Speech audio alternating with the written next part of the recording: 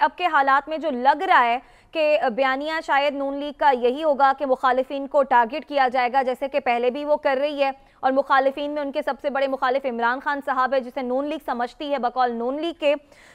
تو اس وقت جو ہے اسی طرح کا بیانیہ نون لیگ کو کامیاب کر سکتے ہیں ان کی حکمت عملی کو؟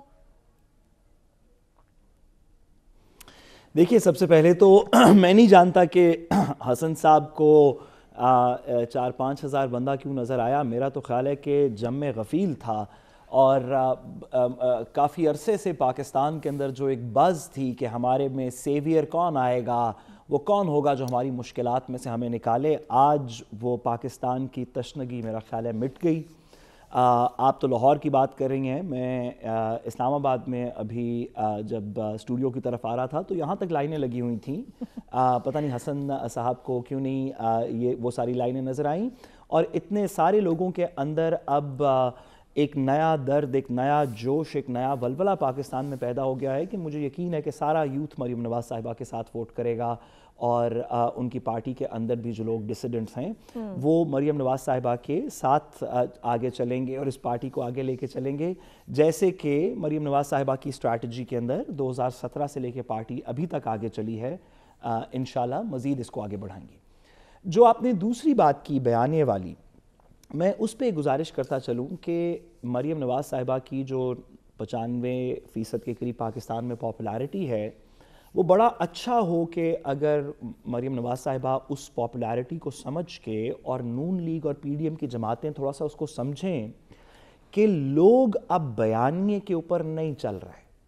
یہ نہیں ہو سکتا کہ آپ کام نہ کریں لیکن ایک بیانیہ اس کے اوپر اس طرح کا تشکیل دیں کہ نہیں یہ اگر آپ اس کی ایک آنکھ بند کر کے لائٹ تھوڑی سی کم کر کے اس نظر سے دیکھیں تو ہم کتنے اچھے لگیں گے، کہ 4 سال کا آپ حساب کریں، نہیں 3 سال 8 مہینے کا حساب کریں. تحریک انصاف نے بھی تو یہی کیا، تحریک انصاف نے بھی تو ایک بیانیہ بنایا اور بیانیہ لے کر چلی. کام انہوں نے کیا کیا اپنے دور میں؟ ایسے نہیں ہے کہ تحریک انصاف نے صرف بیانیہ بنایا. ان کا بیانیہ غلط ہو سکتا ہے لیکن اس بیانیے کے پیچھے ایک حقیقت ہے. عمران خان صاحب کی حکومت گری، وہ اب پرائم منسٹر نہیں ہیں. انہوں نے ایک اپنا کہ ان کو کیوں ان کے خیال میں نکالا گیا، اس کا ایک پورا اس کے اوپر پوری بات کی. ان پہ گولیاں چلیں، انہوں نے 70 سے زیادہ جلسے کیے، انہوں نے کہا کہ ہم نے کے پی کی ہماری پرفارمنس دیکھیں. بھئی کوئی بیانیے کے ساتھ کچھ کام بھی ہوتا ہے نا جو اس بیانیے کو تشکیل دیتا ہے. آپ یہ تو نہیں کر سکتے کہ آپ کام کوئی نہ کریں، مہنگائی 40% بڑھتی جائے، ڈالر 300 کو چھونے والا ہے، اور آپ کہیں کہ نہیں مریم نواز صاحبہ کہہ رہی ہیں اگر آپ کام کی بات کر رہی ہیں تو وہ کہہ رہی ہیں جی آپ بات مکمل کر لیں. بس میں آپ کو مریم نواز صاحبہ کی بات بتا دوں، وہ اپنی پارٹی کا اور نواز شریف کا کام گنوا رہی ہیں، کہہ رہی ہیں کہ نواز شریف کے دور حکومت کو اگر نکال دے نا تو اس ملک میں صرف کھنڈرات ہی بچتے ہیں. وہ سمجھتے ہیں کہ صرف انہوں نے ہی کام کیا اس ملک کے لیے. بالکل. میں تو کہتا ہوں کہ نواز شریف صاحب کا اگر نام نکال دیں تو اس ملک میں صرف کھنڈرات بچتے ہیں. میں نے تو آپ سے کہا 95% پاپولیشن جو ہے نواز شریف صاحب کے ساتھ ہے. ہم سب دل و جان قربان کرنے کو تیار ہیں، لیکن مہربانی کر کے مریم نواز صاحبہ نے اگر حساب کرنا ہے 4 سال کا تو پھر لوگ کہیں گے 85 سے شروع کر دیتے ہیں. ڈالر 85 میں کہاں تھا، آپ کہاں تک لے کے آئے. پھر ہم بھئی یہ حساب اس طرح تھوڑی ہوتا ہے. آپ بات کریں کہ اس وقت آپ کی حکومت ہے، ڈالر پچھلے 8 مہینے میں کہاں سے کہاں چلا گیا. چلیں چلا گیا، لوگوں نے ابھی بھی آپ کو معاف کر دیا. یہ بتائیں کہ کل کدھر ہوگا، آج کیا انتظام کر رہے ہیں، اگلے ہفتے کا کیا پلان ہے، مہینے کا کیا پلان ہے. بھئی کوئی کام کر کے دکھائیں نا تو اس پہ بیانیہ بنے گا.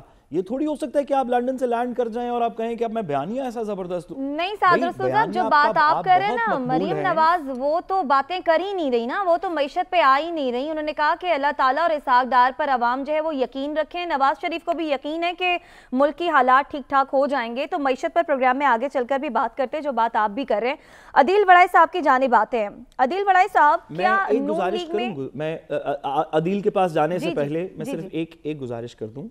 دیکھیے ہماری مین پولیٹیکل پارٹیز بڑی امپورٹنٹ ہیں پاکستان کی سیاست کے لیے. پیپلز پارٹی ہے، اس کا پاکستان میں ایک رول ہے. پاکستان مسلم لیگ نون ہے، اس کا پاکستان میں ایک رول ہے. اسی طرح پی ٹی آئی کا پاکستان میں ایک رول ہے. میرا تمام پولیٹیکل پارٹیز کو، اور کیونکہ اس وقت ہم نون لیگ کی بات کر رہے ہیں تو مریم نواز صاحبہ کو جو بہت پاپولر ہیں پاکستان میں، میرا مشورہ یہ ہے کہ آپ صرف بیانیے کو فوکس نہ کریں. لوگ اب صرف باتوں میں نہیں آ رہے, لوگ بیوقوف نہیں بنیں گے.